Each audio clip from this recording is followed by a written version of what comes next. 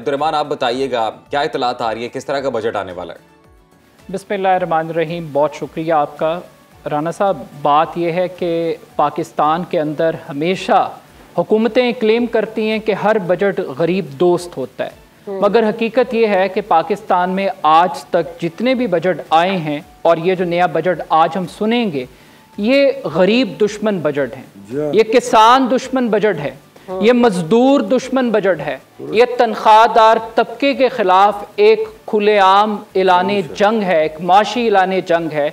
ये बजट ये हमें बता रहा है। और इसके दादो-शुमार जो कि अभी आप इक्तसादी रिपोर्ट का रेफरेंस दे रहे थे, बुनियादी तौर पर ये बजट ये गरीब आदमी को देखकर नहीं बनाया गया, ये IMF की कंडीशंस को देखकर बनाया गया है।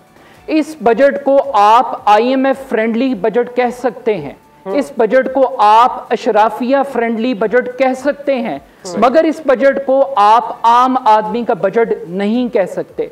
ये बड़ी बदकिस्मती की बात है। अभी ज़ईम कादरी साहब ने बहुत इंपॉर्टेंट नुक्ता उठाया कि आप ये जो हुक्मरान तबका है, ये जो वुज़रा हैं, ये जो एक्सपेंडिचर कॉस्ट इनको रखने पर आ रही है, अगर इस मुल्क में सारे फैसले IMF ने करने हैं तो फिर इस वजारत खजाना की हमें क्या जरूरत है?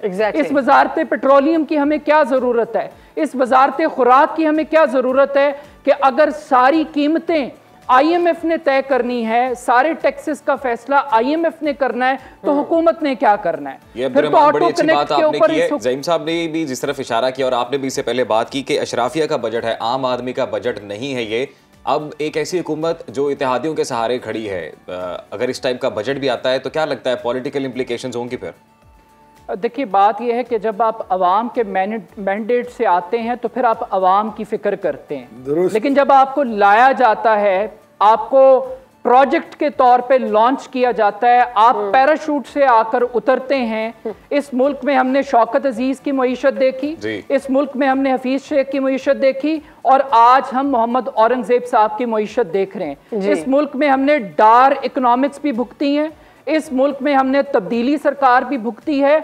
इस मुल्क में कभी आज तक जेन्युइन पाकिस्तान में पॉलिटिकल लीडरशिप इमर्ज नहीं कर सकी जिसका ताल्लुक अवाम के साथ हो। ज़ईम कादरी साहब आपके साथ बैठे हैं, इनसे पूछ लीजिए आज अगर ये इलेक्शन लड़ना चाहें तो इनको कितना सरमाया दरकार है?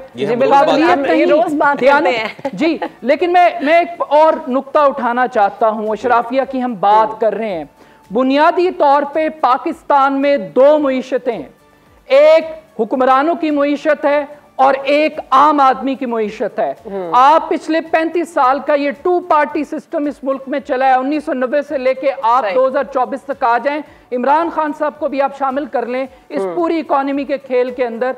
आपने कभी सुना कि इन हुक्मरानों की स्टील मिल डिफॉल्ट कर गई है?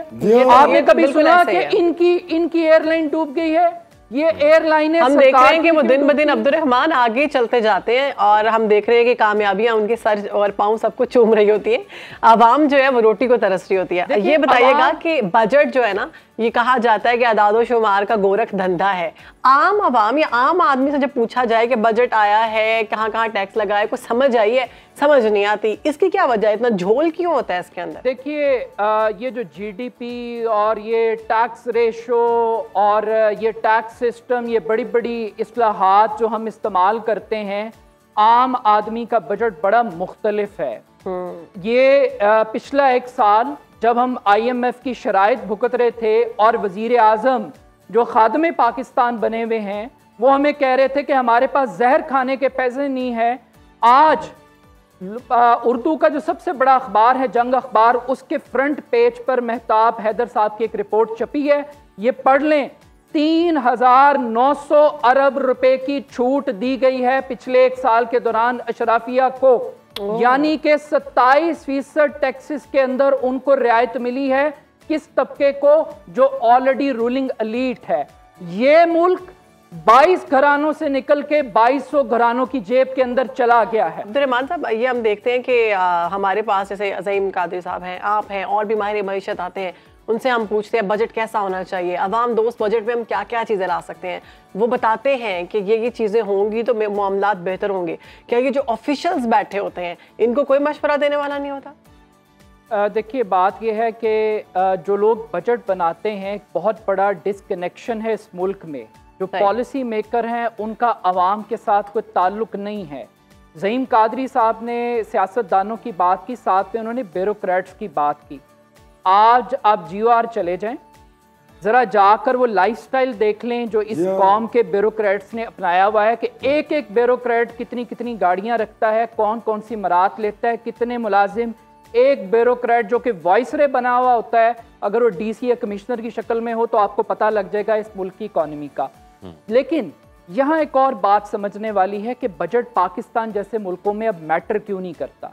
इसलिए मैटर नहीं करता कि इस मुल्क में हर रोज एक नया बजट आता है। जब आप बिजली महंगी करते हैं, जब आप गैस महंगी करते हैं, जब आप पेट्रोल महंगा करते हैं, तो हर रोज इस मुल्क में गरीब आदमी महंगाई के हाथों मरता है, सिसकता है, लुटता है। मगर हैरान कुन बात यह है कि कल वजीर खजाना ने इंकशाफ किया कि पाकिस्तान में कोई मुकद्दस नहीं है अब, और सबको टैक्स देना पड़ेगा। खैरात के ऊपर तालीमी इदारे और स्कूल चल सकते हैं मगर मुल्क नहीं चल सकता। 23 IMF के प्लान लेने के बाद हमें ये पता लग रहा है कि मुल्क खैरात में नहीं चल सकता।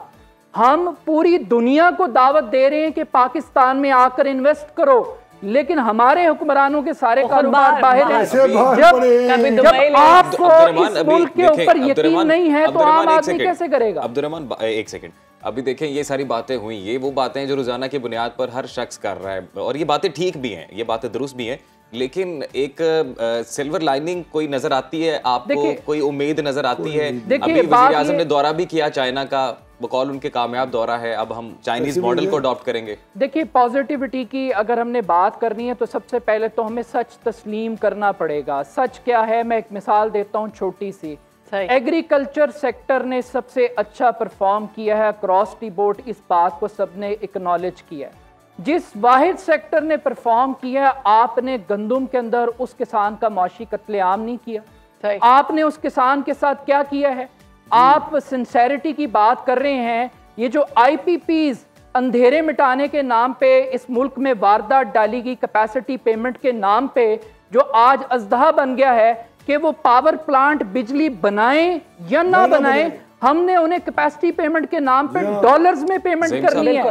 अगर ये किसी मुहज्जम मुल्क में हो तो वहां हुक्मरानों को फांसियां लग जाएं। ये प्रॉब्लम है इस मुल्क के। हमें बता दें कि मईशत को बेहतर करने के लिए रीस्ट्रक्चर करने की जरूरत है और किस तरह से किया जा सकता है? ये बड़ा एक इम्पॉर्टेंट सवाल है।